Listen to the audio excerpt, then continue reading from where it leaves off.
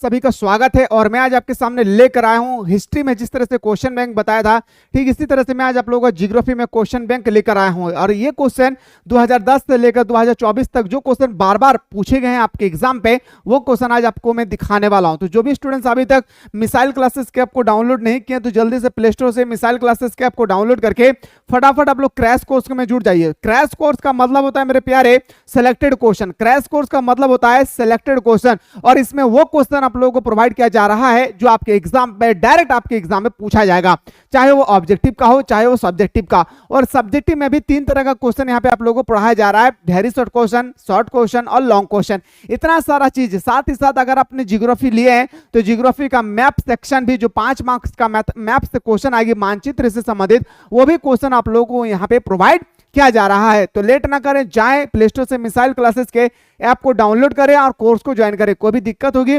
Scroll हो रही है इस नंबर पे आप लोग व्हाट्सएप कीजिएगा, हमारी टीम आपको रिप्लाई करेगी। चलिए सर पहला क्वेश्चन पे आगाज करते हैं। और हमारे सामने पहला क्वेश्चन है सर, सबसे पहला हमारे पास जो क्वेश्चन है वो पूछा गया है और क्वेश्चन को मैं एक्सप्लेनेशन भी करूंगा, उसको भी आप लोग ध्यान देंगे। पहला क्वेश्चन है सर, ग्रिफिथ टेलर द्वारा कौन सी विचारधारा दी गई थी? आपसे पूछा गया कि जो हमारे ग्रिफिथ टेलर है इसके द्वारा कौन सा विचारधारा दिए गए थे? तो बताएंगे सर नौ निश्चयवाद। क्या भाई नौ निश्चयवाद हो या मेरे दोस्तों नौ नियतिवाद, दोनों डाटा सेम है, दोनों सेंटेंस क्या भाई सेम है। चाहे वो नौ नियतिवाद बोले या नौ निश्चयवाद बोले, दोनों क्या है भाई सेम है, इस बात को याद रखिएगा। आते हैं सर अगला क्वेश्चन नंबर नेक्स्ट पूछा गया था, विश्व में सबसे अधिक जनसंख्या कौन से महादेश में है? देखिए आपसे ना ये question top of the most important है कि वो आप सभी को पता है कि महादेशों की संख्या कितना है भाई? 7 है। एशिया, यूरोप, उत्तरी अमेरिका, दक्षिण अमेरिका, अफ्रीका, उसके बाद अंटार्कटिका, ये सुने होंगे ना भाई, ऑस्ट्रेलिया, 7 महाद्वीप है। तो सबसे बड़ा महाद्वीप कौन सा होगा मेरे दोस्तों? याद रखिएगा एशिया। सबसे बड़ा महाद्वीप कौन सा है मेरे प्यारे? तो बताएंगे सर एशिया हमारा सबसे बड़ा है। ठीक है, चलिए सर अगला क्वेश्चन पे आते हैं कि मानव विकास सूचकांक, इसको हम लोग बोलते हैं मेरे दोस्तों ह्यूमन डेवलपमेंट इंडेक्स। याद रखिएगा ह्यूमन डेवलपमेंट इंडेक्स, इसका संस्थापक है डॉक्टर महबूबुल हक। याद रखिए डॉक्टर महबूबुल, याद रखिए महबूबुल हक, इसको याद रखिएगा मेरे प्यारे। डॉक्टर महबूबुल हक याद रखिएगा मानव विकास सूचकांक का संस्थापक है। इन्होंने ही शुरू किया था क्या? HDI human development index. और ये कहां के रहने वाले थे? तो बताएंगे सर ये पाकिस्तान के रहने वाले थे। कहां पे? पाकिस्तान की। ये सब क्वेश्चन को एकदम याद रखना है, कंटेस्ट कर लेना है। याद रखिएगा 30 का मतलब 30 में से 1 मार्क्स भी नहीं घटना चाहिए। यानी दिल पे इरादा कीजिए, चाहे इंग्लिश का हो, हिंदी का हो, ज्योग्राफी का हो, हिस्ट्री का हो, साइकोलॉजी, सोशोलॉजी, आपने जो भी सब्जेक्ट लिए हैं सारे सब्जेक्ट में 30 आना चाहिए। बस इतना जंग के लिए तैयार रहिए हमारे साथ क्रैश कोर्स में। ठीक है, तो मानव विकास सूचकांक जो है मेरे दोस्तों ये किसके लिए दिया जाता है? स्वास्थ्य के लिए, संसाधनों को तक पहुंचना और शिक्षा। यानी ऑप्शन नंबर हमारा क्या हो जाएगी? डी हमारा सही उत्तर हो जाएगा। और सब्जेक्टिव भी देखना अगर चाहते हैं तो कमेंट सेक्शन में जरूर कमेंट करेंगे। क्वेश्चन 4, निम्नलिखित में से किस प्रकार की कृषि में खट्टे रसदार फसलों की कृषि की जाती है? देखिए कितना मस्ट क्वेश्चन आ रही है। क्वेश्चन आपका अभी जो SA1 की एग्जाम हुई थी वहां पे भी ये क्वेश्चन आपसे पूछा गया था। तो बताएंगे सर भूमध्य सागरीय कृषि। ऑप्शन नंबर हमारा बिल्कुल सही उत्तर हो जाएगी, सी इसका सही उत्तर हो जाएगा। निम्नलिखित में से कौन सा एक प्रकार का उद्योग अन्य उद्योगों के लिए कच्चे माल का उत्पादन करता है? कितना important question. Question number 5, question number 5 कहता है मेरे प्यारे कि वो कौन सा उद्योग है जो अन्य उद्योग के लिए कच्चे माल तैयार करते हैं? तो बताते हैं सर आधारभूत उद्योग। क्या? आधारभूत उद्योग। ठीक है, चलिए सर अगला क्वेश्चन पे आते हैं। क्वेश्चन नंबर नेक्स्ट पे आते हैं, निम्नलिखित में से कौन सा एक तृतीय क्रियाकलाप है? पहला बात याद रखिएगा मेरे दोस्तों, प्राथमिक क्रियाकलाप, द्वितीय क्रियाकलाप, तृतीय क्रियाकलाप का डेफिनेशन पता होना चाहिए। डेफिनेशन का मतलब होता है याद रखिएगा डेफिनेशन का मतलब होता है परिभाषा। आपको इसके बारे में पता होना चाहिए कि प्राथमिक क्रियाकलाप किसे कहते हैं, द्वितीय क्रियाकलाप किसे कहते हैं, तृतीय क्रियाकलाप किसे कहते हैं, ये आपका अंदर में नॉलेज आना चाहिए। साथ ही साथ प्राथमिक क्रियाकलाप के अकॉर्डिंग किसको किसको रखा जाता है, जैसे कृषि करना, खनन करना, लकड़ी काटना, मछली पालन, पशुपालन, पशुचारण, ये सब आता है कहां पे? प्राथमिक क्रियाकलाप में। तो ये सब चीजों को आपको अच्छी तरह से याद रखना है। तो क्वेश्चन नंबर 6 में आपसे पूछा गया था कि निम्नलिखित में से कौन सा तृतीय क्रियाकलाप है? तो बताएंगे सर हमारा व्यापार हो जाएगी, ये तृतीय क्रियाकलाप है। ठीक है, चलिए सर अगला क्वेश्चन पे आते हैं। क्वेश्चन नंबर नेक्स्ट पे आते हैं सर, किस देश में रेल मार्ग का जाल सघनात्मक घनत्व पाया जाता है? मैंने सबसे ज्यादा मेरे दोस्तों कौन सा ऐसा देश है जहां पे रेल मार्ग की संख्या सबसे ज्यादा पाए जाते हैं? तो बताएंगे सर वो हमारा संयुक्त राज्य अमेरिका। कहां पे मेरे दोस्तों? संयुक्त राज्य अमेरिका में। आते हैं सर अगला क्वेश्चन है क्वेश्चन नंबर 8 में कि विश्व व्यापार संगठन यानी वर्ल्ड ट्रेड ऑर्गेनाइजेशन का मुख्यालय कहाँ है? वर्ल्ड ट्रेड ऑर्गेनाइजेशन के मुख्यालय आपसे पूछा गया मेरे दोस्तों, तो याद रखिएगा जेनेवा में। कहां पे? जेनेवा। इसका बिल्कुल सही उत्तर हो जाएगी। कहां पे? जेनेवा। वर्ल्ड ट्रेड ऑर्गेनाइजेशन हो गया, या WHO वर्ल्ड हेल्थ ऑर्गेनाइजेशन हो गया, या UNO हो गया, ये सब के बारे में ना, चाहे वो यूनेस्को हो गई, नाटो हो गया, सिंटो हो गई, ये सब चीज को आप अच्छी तरह से कंठस्थ करके रखिएगा। चाहे आपसे पूछा जाएगा वर्ल्ड बैंक, याद रखेगा वर्ल्ड बैंक मतलब विश्व बैंक का मुख्यालय कहाँ है, जैसे वाशिंगटन DC में है। तो ये सब चीजों को आप लोग याद रखिएगा, ठीक है। ये सब चीज को मैं पूरा डीपली से पढ़ा रहा हूँ कहाँ पे? क्रैश कोर्स में। तो जो भी बंदा ज्वाइन कर चुके हैं उनको तो पता है कि सुबह शाम दोनों टाइम क्लास होती है। जो ज्वाइन नहीं किए वो जल्दी से ज्वाइन कर लेंगे। निम्नलिखित आर्थिक क्रियाओं में से कौन सा ग्रामीण आदिवासियों से संबंधित है? देखिए ग्रामीण आदिवासी से संबंधित है, मैंने अभी जस्ट बताया कि पशुपालन करना, मछली पकड़ना, खनन करना, लकड़ी काटना, ये सब कौन करता है भाई? तो बताएंगे प्राथमिक क्रियाकलाप। क्या भाई? ग्रामीण लोग करते हैं, और ये सब आता हमारा प्राथमिक क्रियाकलाप में। निम्नलिखित में से कौन सा धार्मिक नगर है? देखिए आपसे पूछा गया क्वेश्चन नंबर 10 में कि इनमें से कौन सा धार्मिक नगर है, ठीक है। तो धार्मिक नगर एक तरह का देखा जाए तो हमारा वाराणसी क्या हो जाएगी? धार्मिक नगर। वाराणसी क्या हो जाएगी मेरे शेर शेरनियों? धार्मिक नगर के अकॉर्डिंग इसको हम लोग मानते हैं, पहचानते हैं और रखते भी है। भारत में सबसे अधिक जनसंख्या वाला राज्य कौन सा है? देखिए भारत का वो कौन सा राज्य है जहां पे सबसे ज्यादा, यहां पे मैं 4 क्वेश्चन बोलूंगा, उसको नोट डाउन करेंगे, 1 2 फिर 1 और 2। भारत में सबसे ज्यादा जनसंख्या पाया जाता है हमारा उत्तर प्रदेश में। भारत में सबसे ज्यादा जनसंख्या कहां पाया जाता है? उत्तर प्रदेश में। सबसे कम सिक्किम में। बात को समझिए, सबसे ज्यादा जनसंख्या कहां पाया जाता है? उत्तर प्रदेश में। सबसे कम सिक्किम में। क्षेत्रफल की दृष्टि से भारत का सबसे बड़ा राज्य राजस्थान। क्षेत्रफल की दृष्टि से भारत का सबसे छोटा राज्य गोवा। इस सब कुछ चीज को आप लोग ख्याल रखिएगा, ठीक है। बस 30 में से 30 भाई छोड़ना नहीं है। भारत में नगरीय जनसंख्या का प्रतिशत कितना है, यानी पूरे भारत में नगर में जो जनसंख्या रहते हैं उसका कितना परसेंट है भाई पूरे भारत में? तो बताएंगे सर लगभग 31%। कितना भाई? लगभग 31%। याद रखिएगा 31%। अगला क्वेश्चन पे आते हैं। क्वेश्चन नेक्स्ट है सर, प्रवास के कारण। अब मेरे दोस्तों ये क्वेश्चन तो आपका हर हाल में फाइनल एग्जाम आएगी 5 मार्क्स का, कि प्रवास किसे कहते हैं और प्रवास के कितने प्रकार है। क्या मेरे शेरनियों? प्रवास किसे कहते हैं और प्रवास के कितने प्रकार है? ये क्वेश्चन तो हर हाल में आपके एग्जाम पे पूछे जाएंगे, तो ख्याल रखिएगा, ठीक है। तो प्रवास के कारण जो याद रखिएगा, जो विभिन्न स्थानों से लोगों को आकर्षित करते हैं वो क्या कहलाता है? तो बताएंगे सर उसको हम लोग आकर्षक कारक कहते हैं, ठीक है। आकर्षक कारक। अगला क्वेश्चन पे आते हैं। वर्ष 2011 में भारत में किस राज्य में स्त्री साक्षरता दर उच्चतम रही है? 2011 का पूछे या वर्तमान में पूछे या महिला पूछे या लेडीज या जेंटलमैन या कुछ भी पूछे, केरल आंख बंद करके केरल लगा देना भाई, क्योंकि भारत का सबसे पढ़ा लिखा राज्य है केरल, चाहे वो बच्चा ले, बूढ़ा ले, औरत ले या मर्द। ऑप्शन नंबर सी हमारा सही उत्तर हो जाएगा।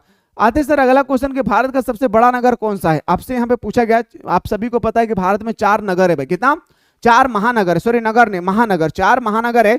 सबसे बड़ा महानगर कौन सा? तो बताएंगे सर दिल्ली। क्या हो जाएगी? दिल्ली। ऑप्शन नंबर हमारा। किसी किसी के मन में डाउट होगी मेरे दोस्तों कि मुंबई नहीं, मुंबई भीड़ भाड़ इलाका है भाई। मुंबई क्या है? भीड़ भाड़ इलाका है, लेकिन सबसे बड़ा कौन होगी? तो ऑप्शन नंबर बी हमारा सही उत्तर हो जाएगा। अगला क्वेश्चन आते हैं। भारत में हरित क्रांति की शुरुआत किसने की थी? सबसे पहले हरित क्रांति के जनक किसे कहा जाता है? जनक। याद रखिएगा हरित क्रांति के जनक भारत में किसे कहा जाता है? पूरे विश्व में किसे कहा जाता है? तो पूरे विश्व में हरित क्रांति के जनक डॉक्टर बोरलॉग को कहा जाता है। नोट डाउन करें आप लोग कॉपी पे। डॉक्टर बोरलॉग को पूरे विश्व का हरित क्रांति का जनक कहा जाता है। भारत में हरित क्रांति के जनक किसे कहा जाता है? डॉक्टर स्वामीनाथन। याद रखिएगा doctor S Swaminathan. Option number हमारा क्या हो जाएगी? तो भारत में हरित क्रांति की शुरुआत किस दशक में हुई थी? हरित क्रांति की शुरुआत किस दशक में हुआ था? 1960 के दशक में। कौन सा? 1960 के दशक में, मतलब मान के चलिए मेरे दोस्तों इंदिरा गांधी के शासनकाल में। निम्नलिखित में से कौन सा रोपण फसल नहीं है? देखिए मेरे दोस्तों रोपण फसल का ट्रिक मैं बता रहा हूं, मरते दम तक आप नहीं भूलेंगे। रोपण फसल का ट्रिक बता रहा हूं। जो पदार्थ मेरे प्यारे बह जाता है उसको हम लोग रोपण फसल में बोलते हैं। बह जाना का मतलब मेरे दोस्तों पानी की तरह बह जाते हैं। जैसे रबड़ पानी की तरह बह जाता है, कॉफी पानी की तरह बह जाता है, चाय पानी की तरह बह जाता है, लेकिन मेरे दोस्तों मक्का पानी की तरह नहीं बहता। जो लिक्विड पदार्थ जो द्रव्य की अवस्था में पाए जाते हैं उसको हम लोग रखते हैं रोपण फसल के अकॉर्डिंग, ठीक है। आते सर अगला क्वेश्चन कि भारत की दो अत्यधिक प्रदूषित नदी कौन सी है, यानी भारत में वो कौन सा दो नदी है जो सबसे प्रदूषित नदी है। आपसे पूछा गया 18 नंबर में मेरे दोस्तों, भारत का वो कौन सा दो नदी है सबसे प्रदूषित नदी है, तो गंगा और यमुना। कौन सा दो नदी होगी, गंगा और यमुना नदी हो जाएगी। अगला प्रश्न पे आते सर, अगला क्वेश्चन है कि हल्दिया तेल शोधन कारखाना अवस्थित है, बताइए भाई हल्दिया कहाँ पे स्थित है। आपसे पूछा गया हल्दिया कहाँ है, तो पश्चिम बंगाल में। और हल्दिया में ही मेरे दोस्तों एक पोत है, पोत का मतलब बंदरगाह है। क्या है भाई, बंदरगाह, जहां पे जहाज आकर रुकती है। और मैंने वहां पे गया था, मुझे इसीलिए पता है वहां के बारे में, ठीक है। वहां पे लोग पूरा बंगाली बोलते थे और मुझे एक्चुअली उस समय मैं एक्चुअली गया था 2014 में, और मुझे इसके बारे में आइडिया नहीं था बंगाली के बारे में, लेकिन अभी सीख गया हूँ, बहुत ज्यादा बोल लेता हूँ बंगाली, ठीक है। तो वहां पे गए थे मेरे दोस्तों, तो मैंने उन लोगों से पूछा कि अच्छा ये जो मैं जहाज था भाई, वो जहाज पलता 10 मंजिला था भाई। सोचिए मुझे देखने के लिए इस तरह करके देखना पड़ता था, और जितना ऊपर दिखाता ना उतना नीचे भी घुसा हुआ था, यानी 10 तल्ला और नीचे 10 तल्ला 20 तल्ला का एक जहाज था। और कम से कम इसकी लंबाई की अगर मैं बात करूं मेरे दोस्तों, लंबाई की कम से कम लंबाई, तो मेरे दोस्तों मान के चलिए 300 से 400 मीटर की लंबाई होगी, कम से कम इतनी लंबाई थी उसकी। तो मैंने पूछा एक आदमी से वहां पे कि ये जहाज डूब क्यों नहीं जाती है, पूरा लोहा का बना था। तो उन्होंने कहा कि एक कटोरी लीजिए, उस कटोरी में पानी में रख दीजिए, क्या वो डूबती है। तो मैंने कहा नहीं। बोले कि उसमें कुछ बालू, बालू का मतलब रेत या कुछ भी लोहा का छोटा छोटा कील डाल दीजिए, क्या फिर भी डूबेगी। मैंने कहा नहीं। बोले इसी तरह से ये तैरती है। तब मुझे समझ में आता उत्प्लावन बल का नियम, ठीक है। चलिए सर अगला क्वेश्चन पे आते हैं। झरिया क्षेत्र किसके लिए प्रसिद्ध है, कोयला के लिए। किसके लिए भाई, झरिया क्षेत्र धनबाद में है, कोयला के लिए, ठीक है। अगला क्वेश्चन पे आते हैं सर, क्वेश्चन नंबर है कि बोकारो इस्पात केंद्र है भाई, जो हमारे बोकारो इस्पात केंद्र है, याद रखिएगा वो क्या है। एक प्रकार से आपसे पूछा गया कि वो क्या है, तो बताएंगे सर वो सार्वजनिक है भाई। क्या है, सबके लिए है। ऑप्शन नंबर बी हमारा सही उत्तर हो जाएगा। आते हैं सर अगला क्वेश्चन 22 पूछा गया है कि निम्नलिखित में से किस शहर को भारत का मैनचेस्टर कहा जाता है। देखिए क्वेश्चन को याद रखिएगा, क्वेश्चन घुमा फिरा के आपसे पूछेगी, याद रखिएगा। भारत का मैनचेस्टर पूछा है अहमदाबाद, दक्षिण भारत का मैनचेस्टर कोयम्बटूर, याद रखिए रे दादा, भूलिया ना हमारा बतवा। भारत का मैनचेस्टर याद रखिएगा अहमदाबाद, लेकिन दक्षिण भारत का मैनचेस्टर किसे कहा जाता है, कोयम्बटूर, इसको याद रखिएगा, ठीक है। चलिए अगला क्वेश्चन पे आते हैं सर, भारत का सबसे लंबा राष्ट्रीय मार्ग, राष्ट्रीय मार्ग का मतलब नेशनल हाईवे, याद रखिएगा NH का मतलब नेशनल हाईवे, सबसे लंबा हाईवे कौन सा है। 23 में पूछा गया सबसे लंबा हाईवे का नाम क्या है, NH44, याद रखिएगा NH44 सबसे लंबा राजमार्ग है, ठीक है। आते सर अगला क्वेश्चन, और हाँ मैप से भी संबंधित आपके एग्जाम में क्वेश्चन आएगी। अब कैसे क्वेश्चन आएगी मैप से संबंधित, मैं इसी वीडियो में आप लोगों को बताने वाला हूं, तो पैसेंस बनाइए। उत्तरी दक्षिण ग्लेशियर जोड़ता है, उत्तर दक्षिण ग्लेशियर किसको किसके साथ जोड़ती है, तो बताएंगे सर, याद रखिएगा श्रीनगर को कन्याकुमारी से जोड़ती है। किसको, श्रीनगर को कन्याकुमारी के साथ जोड़ती है। अगला क्वेश्चन है, भारत की प्रथम रेल लाइन किन नगरों के मध्य चलाया गया था। सबसे पहले रेल लाइन शुरू कब हुई थी मेरे दोस्तों, 1853 में। कब शुरू हुआ था, 1853 को रेल लाइन शुरू होती है। कब शुरू होती है मेरे दोस्त, 1853 को रेल लाइन शुरू होती है। लेकिन आपसे पूछा गया कि भारत की प्रथम रेल लाइन किन नगरों से शुरू हुआ था, मुंबई से ठाणे के बीच में। कहा भाई, मुंबई से ठाणे के बीच में, है ना। ऑप्शन नंबर हमारा क्या हो जाएगी, याद रखिएगा ऑप्शन नंबर सी हमारा सही उत्तर हो जाएगा। अगला प्रश्न पे आते हैं सर, क्वेश्चन नंबर नेक्स्ट की कोलकाता बंदरगाह स्थित है, बस पश्चिम बंगाल में है। कोलकाता कहाँ है, पश्चिम बंगाल में। अगला क्वेश्चन में, और ऐसा ही क्वेश्चन आएगी, ऐसा नहीं है कि पूरा हार्ड आएगी, ऐसा नहीं। हाँ हार्ड आता है अगर आपके एग्जाम पैटर्न चेंज नहीं होती तो, क्योंकि ऑब्जेक्टिव की संख्या अगर घटेगी तो क्वेश्चन का लेवल टफ हो जाएगा, ऑब्जेक्टिव की संख्या बढ़ेगी तो क्वेश्चन का लेवल नॉर्मल रहेगी भाई, याद रखिए। उतना सरल भी नहीं होगा जितना हम लोग सोच रहे हैं, ठीक है। पर क्वेश्चन का लेवल एक बार देख लीजिए कि कैसे आती है, बस दिल में इरादा कीजिए। आपने जो भी सब्जेक्ट लिए हैं उसमें सारे सब्जेक्ट में हमें 30 से 30 लाना है, 30 में से 30 लाना है। लुक्स के लिए मेरे दोस्तों मैं राइट गाइडलाइन दे रहा हूं आप लोगों के लिए। प्ले स्टोर से आप लोग मिसाइल क्लासेस के आपको डाउनलोड कीजिए और क्रैश कोर्स को ज्वाइन कीजिए। प्ले स्टोर से मिसाइल क्लासेस के आपको डाउनलोड कीजिए और क्रैश कोर्स को आप लोग ज्वाइन कीजिए। अब जैसे क्रैश कोर्स को यहाँ पे ज्वाइन करेंगे मेरे दोस्तों, तो यहाँ पे आपका सुबह शाम दोनों टाइम ऑनलाइन क्लास आप लोगों को प्रोवाइड किया जा रहा है सिलेक्टेड क्वेश्चन के साथ। एग्जाम से पहले एग्जाम पेपर कंडक्ट कराई जाएगी और इतना सारा कंटेंट आप लोगों को दिया जा रहा है ओनली फॉर 399 रुपीज में। आप जितना भी बड़ा ट्यूशन, जितना भी बड़ा कोचिंग में पढ़ रहे हैं, एक बार आप इस कोर्स को ज्वाइन करेंगे तो आपको पता चल जाएगी पूरे साल भर मैंने क्या पढ़ाई किया और इसमें मात्र 5 महीना या 4 महीना में क्या पढ़ाया जा रहा है, ठीक है। अभी जल्दी से जाएं, लेट ना करें, क्योंकि एक ही दिन अभी क्लास हुई है। धारावारी बस्ती कहाँ अवस्थित है भाई, धारावारी कहाँ पे है तो बताएंगे सर, याद रखिए एक तरह का ये मुंबई में है, ठीक है। जहाँ पे मलिन बस्ती पाई जाती है। अगला क्वेश्चन है सर, निम्नलिखित में से कौन सा अम्ल वर्षा का एक कारक है? अम्ल वर्षा आखिर क्यों होती है? तो अम्ल वर्षा का कारक मेरे दोस्तों अगर आपसे पूछा जाएगा तो बताएंगे सर वायु प्रदूषण। क्या भाई? वायु प्रदूषण के कारण हमारा क्या होती है? बताएंगे सर, याद रखिएगा, वायु प्रदूषण के कारण होते है हमारा अम्ल वर्षा। ठीक है, SO2 NO2, SO2 और NO2, इसको भी याद रखिएगा। ठीक है, चलिए इसका संकेत है भाई। ठीक है, अगला क्वेश्चन आते हैं, जियोग्राफिया जनरलिस के किसने लिखा है? जियोग्राफिया जनरलिस के लेखक कौन है? 29 में पूछा गया, इसका राइटर कौन होगा? तो बताएंगे सर वॉरेनियस का, वेरेनियस इसका राइट आंसर हो जाएगी। नेक्स्ट क्वेश्चन पे आते हैं सर, अभी मैप से संबंधित कैसे क्वेश्चन आएगी बताऊंगा, पैसेंस बनाइए। निम्नलिखित में से जनसंख्या वितरण को प्रभावित करने वाले कारक कौन सा है? जनसंख्या वितरण को प्रभावित करने वाले कारक पूछा गया मेरे दोस्तों, तो हमारा जलवायु क्या हो जाएगी? जलवायु। क्या होगा? मृदा। क्या होगी? जल की उपलब्धता। इन ऑप्शन नंबर हमारा बिल्कुल सही हो जाएगी, डी इसका राइट आंसर हो जाएगा। अगला क्वेश्चन है सर, विश्व में निम्नलिखित में से किस देश का न्यूनतम लिंग अनुपात है? तो विश्व में कौन सा ऐसा देश है जहां पे सबसे कम लिंग अनुपात पाए जाते हैं? सबसे कम लिंग अनुपात पाया जाता है सऊदी अरब में। कहां भाई? सऊदी अरब में। ऑप्शन नंबर सी हमारा सही उत्तर हो जाएगा। अगला क्वेश्चन पे आते हैं सर, पर्वतीय प्रदेश में किस प्रतिरूप के आदिवास पाए जाते हैं? अब मेरे दोस्तों आप लोग देखे होंगे कभी कभी बस्तियां सीढ़ी टाइप का बना हुआ रहता है, ऐसे में भी बस्ती रहती है पहाड़ी इलाका में। अगर मैं बात करूं नदी के किनारे, ऐसे में बस्ती होती है। ठीक है, अगर मैं बात करूं तालाब के किनारे, तो तालाब के किनारे ऐसा बस्ती होती है। तरह तरह के हम लोगों को देखने को मिलता है। कभी कभी हम लोग पंखा नुमा भी देखने को मिलता है। पंखा जैसे मेरे दोस्त इस तरह से पंखा बना हुआ था ना भाई, देखिए मैं बना भी नहीं पा रहा भाई, मुझे आता भी नहीं है। इस तरह से पंखा का जो पत्ती होती है ना, वो पंखा के पत्ती की तरह बना होता है। तो आपसे पर्वतीय प्रदेश में पूछा गया, कौन से में? 32 में, पर्वतीय प्रदेश में। तो पर्वतीय में क्या होगी? सीढ़ी नुमा। यहाँ पे बस्तियां होती रहती है भाई, सीढ़ी नुमा होती है। क्या होती है? सीढ़ी नुमा होती है। ठीक है, चलिए अगला क्वेश्चन पे आते हैं 33 में, कि बुशमैन प्रजाति समूह कहाँ पाए जाते हैं? बुशमैन प्रजाति समूह आखिर कहाँ पाए जाते हैं? ठीक है, तो बताएंगे सर बुशमैन जो पाए जाते हैं ना, वो हमारा अफ्रीका में पाए जाते हैं। कहाँ मेरे दोस्तों? अफ्रीका में पाए जाते हैं। कहाँ? अफ्रीका, इसका बिल्कुल सही उत्तर हो जाएगा। अगला क्वेश्चन पे आते हैं सर, दामोदर घाटी परियोजना स्थित है। याद रखिएगा, ये नदी जहां पे बहती है उसी जगह पे हमारे घर है।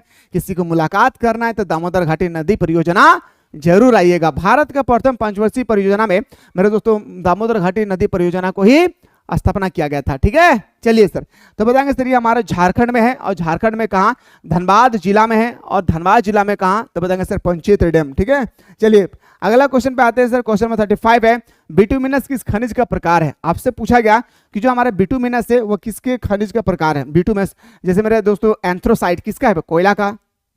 लिग्नाइट किसका है? कोयला का। एंथ्रोसाइट, लिग्नाइट, बिटुमिनस ये क्या है भाई? कोयले का प्रकार है। ठीक है, जैसे मेरे दोस्तों एंथ्रोसाइट कोयला का सबसे अच्छा प्रकार है। ठीक है, तो जो भी स्टूडेंट्स अभी तक प्ले स्टोर से मिसाइल क्लासेस के आपको डाउनलोड नहीं किए मेरे दोस्तों, तो जल्दी से आप लोग डाउनलोड कर ले। क्या करना है?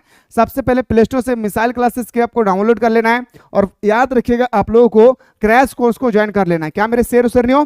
क्रैश कोर्स को आप लोगों को अच्छी तरह से ज्वाइन कर लेना है, चाहे आप कितना भी बड़ा ट्यूशन, कितना भी बड़ा कोचिंग संस्था पे क्यों ना स्टडी कर रहे हैं। यहाँ पे आप लोगों को वो क्वेश्चन प्रोवाइड किया जा रहा है जो आपके एग्जाम पे आने की डायरेक्टली संभावनाएं होती है, चाहे वो ऑब्जेक्टिव हो या सब्जेक्टिव। अब आते हैं सर मैप से संबंधित। मैप का एक सेपरेट सा क्लास अगर चाहते हैं सर, हम लोग का मैप से संबंधित एक सेपरेट सा क्लास चाहिए, जहां पे मेरे दोस्तों तरह तरह के आपसे मैप पूछे जाएगी। कभी झारखंड का मैप पूछा जाएगा, कभी आपसे भारत का मैप पूछे जाएगी, तो कभी आपका वर्ल्ड मैप पूछा जाएगा। और ये एक ऐसी मैथमेटिक्स है, ये एक ऐसी मेरे दोस्तों आपके लिए अपॉर्चुनिटी है जो आप 5 में से 5 मार्क्स ला सकते हैं। बस थोड़ा सा नॉलेज चाहिए। अगर आप चाहते हैं मैप से रिलेटेड अगर हमारे पास पढ़ना चाहते हैं, तो आप बुक दुकान में या बुक स्टोर में जाएंगे, और झारखंड का एक मैप लेना है आपको, एक भारत का मैप लेना है, और आपको वर्ल्ड मैप ले लेना है। ठीक है, आप 3 मैप जरूर लीजिएगा, 5-5 रुपया करके लेंगे, और उस मैप को लेकर अपने जहां पे स्टडी करते हैं वहां पे साट कर रखिएगा। जब मैं आप लोगों को बताऊंगा तो आपको बहुत ही हेल्प होगी। ठीक है, तो चलिए मुलाकात करते हैं। ठीक, इसी के बाद इसके साथ और कौन सा सब्जेक्ट का क्वेश्चन बैंक देखना चाहते हैं तो आप लोग कमेंट सेक्शन में जरूर कमेंट करें। मिलते हैं इसी तरह से नेक्स्ट वीडियो में।